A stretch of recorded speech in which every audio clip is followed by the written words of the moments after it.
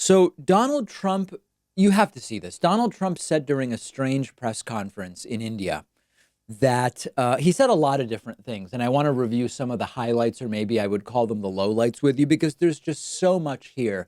And where I want to start is that Donald Trump asserted that two Supreme Court justices should recuse themselves from any case that in any way involves Donald Trump or his administration. It's Ruth Bader Ginsburg, because she didn't support him in 2016. Therefore, she should not be allowed to be part of any decision at the Supreme Court that has anything to do with Trump or his administration. And then Sonia Sotomayor should also recuse herself because of an inappropriate comment she made, which Donald Trump, when asked about this, won't actually cite or name. This is a couple minutes of video, about 90 seconds. Let's take a look at it together. Mr. President, you just addressed coronavirus, so I will put that aside for the moment. You tweeted about Justice Sotomayor yesterday, saying that she and Justice Ginsburg should recuse themselves from future cases dealing with the administration. What is the basis for your opinion on that? Well, it's very obvious. I mean, I always thought that, frankly, that Justice Ginsburg should do it because she went wild during the campaign when I was running. I don't know who she was for. Perhaps she was for Hillary Clinton. You can believe it. But she said some things that were obviously very inappropriate. She later sort of apologized. I wouldn't say it was an apology, but she sort of apologized. And then Justice Sotomayor said what she said yesterday. You know very well what she said yesterday. It was a big story. And I just don't know how they can not recuse themselves for anything having to do with Trump or Trump-related. The right thing to do is that. Now, as a Supreme Court justice is a different standard, but at the same time, I think it's a higher standard in a certain sense. So they'll have to decide what to do. But her statement was so inappropriate when you're a justice of the Supreme Court, and it's almost what she's trying to do is take the people that do feel a different way and get them to vote the way that she would like them to vote. I just thought it was so inappropriate. Such a terrible statement for a Supreme Court justice. What was inappropriate about the statement? I'm not an attorney, so I can't really look into what the statement was, John. Well, she seemed to criticize the White House for running to the Supreme Court at the drop of a hat to seek a No, I don't think that was it. But I think what she did say is she's trying to shame, the way I look at it, she's trying to shame people with perhaps a different view. So understand that on this basis, Brett Kavanaugh and Neil Gorsuch should recuse themselves from any case involving Donald Trump and his administration because Trump selected them. How could they possibly be unbiased interpreters of the law? How could they merely apply the law to the facts when they know that they are only there because of Donald Trump? If the case has to do with Trump or his administration, they should recuse themselves as well, right? And the point I'm trying to make is that you can't have it both ways. Either the personal opinions of judges don't matter. They are simply conduits that apply the law to the situations and the facts that come before them, or they are biased partisan actors whose biases have to be sort of monitored and babysat, and they must be pulled off of any case where their personal lives intertwine with the facts. If it's the former, then Ruth Bader Ginsburg and Sotomayor are allowed, of course, to be on the court when the cases relate to the Trump administration because Gorsuch and Kavanaugh are allowed. If it's the latter, then any justice selected by Trump would be too biased to be in on a case that involves the Trump administration in any way, shape, or form. It's illogical, as are most things involving Donald Trump. Continuing on with the press conference in India, I got many emails from people saying Trump appears to be high on something during this one. That's not unique sentiment. I don't know. We don't know at this point what the guy is on. Trump at one point was asked about Harvey Weinstein. Trump has partied with Harvey many times. But when asked about the Weinstein guilty verdict, which we'll discuss on today's bonus show, Trump says he was never a fan of Harvey, doesn't like him. And sorry for the poor audio. So some of these clips have very, very distorted audio. I apologize. With the DailyMail.com, I was wondering, do you think justice was served in the Harvey Weinstein case? So I was never a fan of Harvey Weinstein, as you know. In fact, he said he was going to work hard to defeat me in the election. How did that work out, by the way? I'm trying to figure that out. He was a person I didn't like, never liked. I don't know too much about the case because, you know, between traveling and and being at meetings almost every hour of the day, every minute of the day, I haven't been able to really see too much of it.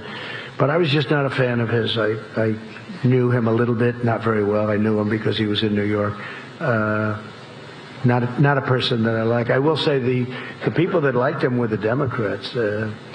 Michelle Obama loved him. So definitely downer Trump at this press conference doesn't like Harvey Weinstein. Then Trump got into the phase of the press conference during which he brags about war crimes, saying that we took oil, not oil and gas.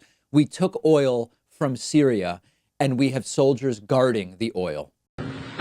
Al-Qaeda last week, you saw what happened there. Absolutely. So nobody's done more than what I've done. But at the same time, Russia should do it.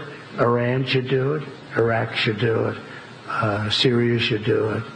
You know, we're in a different part of the world. We're doing it. Everybody says you're the only ones that can do it. Well, at some point, these other countries, Iran should do it. Iran hates ISIS, and they should do it. And we've done a great job. We've taken our soldiers essentially out of Syria, except for little hot spots that we figured, will do, that develop. But we've taken the oil, and the soldiers we have there are the ones guarding the oil. We have the oil. Now understand that every time Trump says we've taken the oil, he might be lying, like it might just be another Trump lie. But if it's true, it is considered a war crime. If U.S. troops or U.S. corporations take oil from Syria without Bashar al-Assad's permission, it is a war crime. That is called pillaging, according to legal experts, because the land and its resources doesn't belong to us. It belongs to Syria. Now, I don't like Assad, but if Trump takes oil without Assad's okay, that is pillaging, and pillaging is a war crime. Trump regularly admitting, if he's telling the truth, to a war crime. He might be lying, though. Then it gets really funny. Now, I'll tell you, I am concerned about coronavirus. It's serious. We're now up to more than 80,000 cases that we know about. China may be hiding tens of thousands of additional cases. 2,700 deaths as of this morning. 2,707 was the official death toll as of this morning. But Trump is a hypocrite on coronavirus, just like he's a hypocrite on most things. Back in 2014, during the Ebola scare, which had a huge political component and it evaporated the day after the 2014 midterms, Ebola was used as a proxy to attack Barack Obama. And in fact, Trump did this, tweeting back in 2014, quote, Ebola patient will be brought to the U.S. in a few days. Now, I know for sure that our leaders are incompetent. Keep them out of here, in all caps. During this press conference in India just hours ago, Donald Trump hilariously had that tweet read to him by a reporter and was asked, coronavirus patients are coming to the United States. Isn't this a double standard? Listen to Trump's answer. Again, I apologize for the audio breakup. Some of these clips, just something wrong with the recording. It's not on our end. And Trump wildly claims that back in 2014, no one had even heard of Ebola, which is obviously untrue. On coronavirus specifically, Mr. President, in 2014, when the Ebola situation was very concerning to so many Americans, you tweeted, Ebola patient will be brought to the U.S. in a few days. Now I know for sure that our leaders are incompetent. In all caps, you wrote, keep them out of here. More than 20 Americans have now been brought back to the United States with coronavirus. By your own measure, does that mean that your government has been incompetent? No, are you pleased with the response? There's a big difference, in case you don't know, between Ebola and coronavirus. Big difference. It's like day and night. And I felt that we should bring them back. They're Americans. We should bring them back. With Ebola, it's very explosive. It's very terrible. We're making tremendous strides on Ebola with the things that we're doing, as you know. Isn't some of the money that you're requesting? Sorry, please. Let me answer the question. But there's a vast difference in around 14 or 12. And at that time, nobody had ever even heard of Ebola or ever conceived of something where you basically, people would disintegrate. And we're still working on Ebola. Listen to that. No one had even heard of Ebola in 2014. What is he talking about? These are the sort of off-the-cuff rants of an ignorant madman looking to justify his own hypocritical behavior. Now, the reality is, yes, Ebola is different than coronavirus. Ebola has a higher death rate than coronavirus, But coronavirus is passed. It's transmitted much more easily because coronavirus can be passed through the air, through droplets, sneezes, coughs. Ebola spreads only through direct contact, so it's much easier to transmit coronavirus than Ebola. I'm not suggesting that Americans with coronavirus not be allowed back into the country. What I'm pointing out is Trump's hypocrisy. And really the difference is Obama was president when it was Ebola. Trump is president now when it's coronavirus. That's really the only difference. So another day, another embarrassing press conference for Trump. As we showed you earlier, the India trip not going super well, a massive Indian crowd of 100,000 literally running to the exits, crowding the exits as Donald Trump spoke yesterday. That video is hilarious. The press conference is disturbingly odd. Another bad trip for Donald Trump, figuratively and literally, depending on your opinion of Donald Trump's possible drug use. Bad trip takes on another meaning. Let me know what you think. I'm on Twitter at @dpakman. Quick break. Back after this. I want to give a quick shout out to one of our sponsors, Vincero Watches. They're giving my audience 15% off your entire order when you go to davidpakman.com/watch.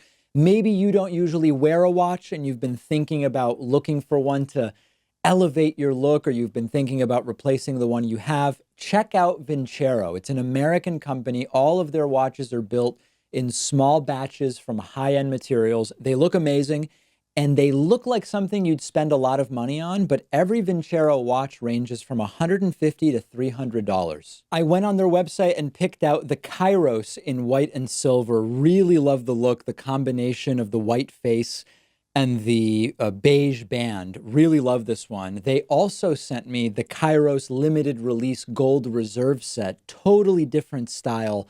This one would make a fantastic gift for a couple people I can think of in my family. Anytime you see me wearing a watch on the show, I'm wearing a Vincero watch. Go through their collection. I know you'll find something you like, and you'll get 15% off when you go to davidpakman.com/watch.